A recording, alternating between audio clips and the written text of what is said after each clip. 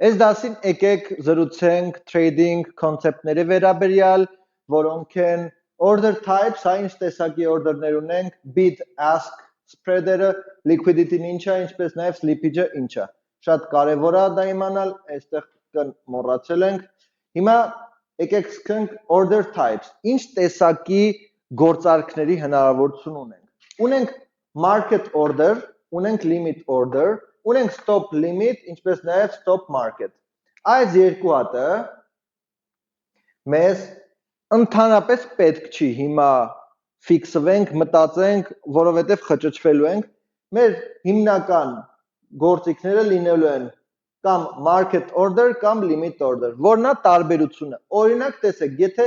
ես հենց այս պահին ուզում եմ առնեմ կամ վաճառեմ $108,747 բիթքոյնը, ուզում եմ առնեմ հենց հիմա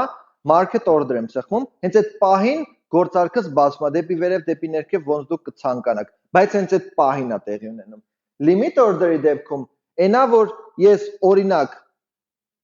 նայել եմ գրաֆիկան, բիթքոյնի տեսնում եմ $108,000 այս պահին, ես ուզում եմ 105,000 երբ որ հասնի գինը, այն վաղ գործարք բացվի։ Ես այդ դեպքում limit order եմ բացում $105,000-ի, գրում եմ $105,000 առնել $100։ Ու մինչև գինը չհասնի 105,000-ի, գործարքը չի բացվելու։ Այսինքն սա կոպիտ ասած ավտոմատացնում ենք, սպասում ենք այն պահին, երբ որ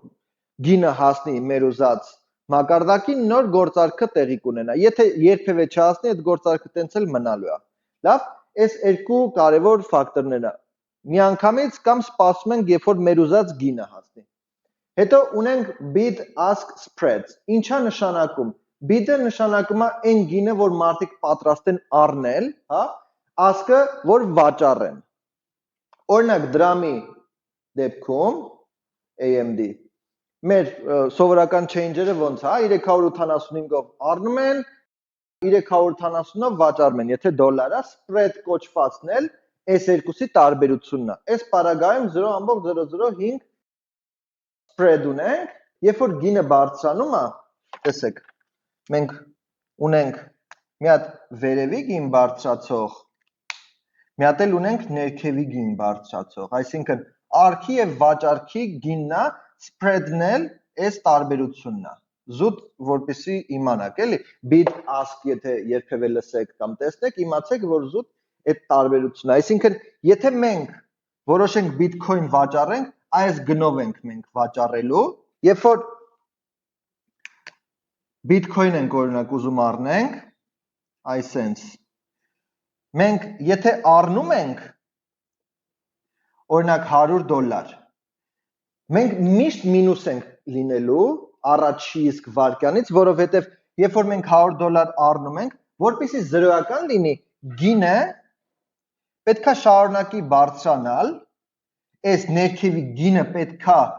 հասնի այն գնին, որը որ մենք առել ենք, այս տարբերությունը spread-ի, որպեսզի մենք զրոյական կանգնենք։ Այսինքն այստեղից այստեղ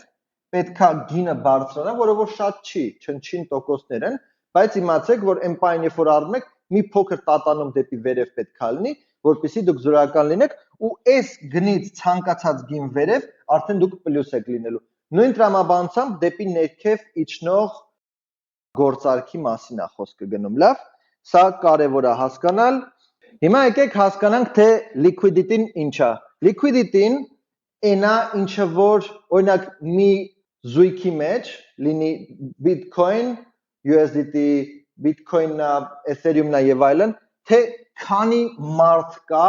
որ գործարքի մեջ է, այսինքն քանի հոգի է այս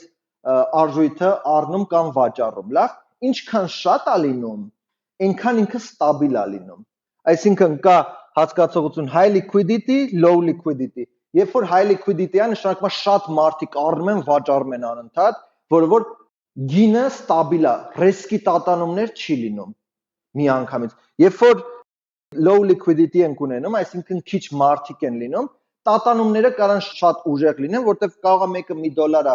օրինակ առնում, ծախում, մի հատ $100-անոց մեկը գա գործարք բացի, միանգամից շուկան թռնելու է, կարող է 30% բարձրանա, միանգամից 20% իջնի, որովհետև գինը ստաբիլ չի, լիքը մարդ չի առնում ու այդ լիքը մարդ առնելու կամ վաճառելու իմաստն է, որ ինչքան շատ են առնող վաճառողները, այնքան գինը ստաբիլ է, այսինքն սենց ինչ որ բաներ չի լինում, այսինքն լիքը մարդ պայքարում է իրար դեմ, փորձում են միջինացված բարձրանում գինը կամ իջնում է։ Ու այս գործարքների վաճառքի եւ գնելու տարբերություն չէ, ընդհանուր սուման, հա, ինչքան են վաճառել, ինչքան են գնել, օրինակ 500 հոգի $500 վաճառվել է, $1000 առնվել է, այդ դեպքում ընդհանուր վոլյումը կազմում է $1500 վոլյում է տատանվել այս շուկայի մեջ։ Այդ զուտ որպեսզի իմանաք։ Հիմա ունենք սլիպիջ գաղափար, որը որ եթե մեծ շուկաներում ենք աշխատում, այդքան վտանգավոր չի, բայց եթե low liquidity market cap-ով ենք աշխատում, դա կարող վտանգավոր լինի։ Ինչն է վտանգը, որ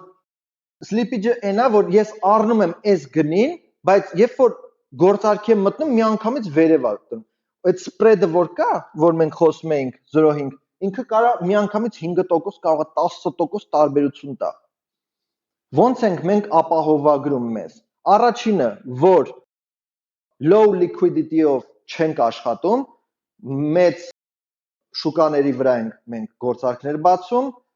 այն ինչը որ low շուկաները կարող են low liquidity, որ քիչ մարդ առնում վաճառում, փորձում ենք հեռու մնանք։ Երբ որ այս տեսակի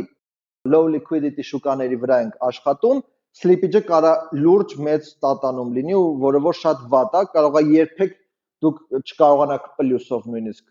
գործարք փակեք, ինձ մոտ դեպք է տենց տեղի ունեցել, որը որ խորհուրդ կտամ դուք չունենաք այդ դասը։ Ինչն է խնդիրը։ Երկու դեպք կա։ Առաջինը, որ low liquidity-ն է, երկրորդը, որ այն պահին եք դուք առնում, որ միանգամից շատ ուժեղ ճնշում կա դեպի վերև կամ դեպի ներքև։ Օրինակ, չգիտեմ, ես այս պահին ուզում եմ առնեմ ու Տրամպը եսիմ ինչ խոսած շատ հետաքրքիր ուժեղ բան, որ մեծ ինվեստորները միանգամից միլիարդավոր դոլարներ դրեցին։ Ես էլ էի այդ պահին սեղմել, բայց այն պահին, որ ես սեղմել էի, այնքան արագ չէի սեղմել, ինչը որ մեծ ինվեստորներն են, եւ ես սեղմեցի, տեսա գինը այսքան թռավ, նոր իմ գործարքը բացվեց, այսինքն այսքան տատանում տվեց։ Էդի միլիվարկյանների դեպք ալնում շատ անհավանական դեպքեր են, բայց կարան լինեն, դրա համար զուտ իմացեք, որ slippage-ը սա է, ու որպեսզի ընդհանրապես slippage չունենաք, ամենաճիշտը limit order-ներն են։ Limit order-ով դուք դնում եք 107,647, երբ որ գինը հասնի, հենց այդ վարկյանին միանգամից գործարքը ձեր բացվելու է։ Ոչ տատանվելու է, ոչ էլ որտեվ դա ավտոմատացված է, էլի, նույնիսկ այդ մաուսի կլիկի արագությունը չի, դա միլիվարկյաններ է, որ տևում է ու ամենաօպտիմալ տարբերակը դա է, որ slippage-ի չենթարկվեք, այսինքն բարձր slippage-ի։ Եվ այդքանը։ Մերսի։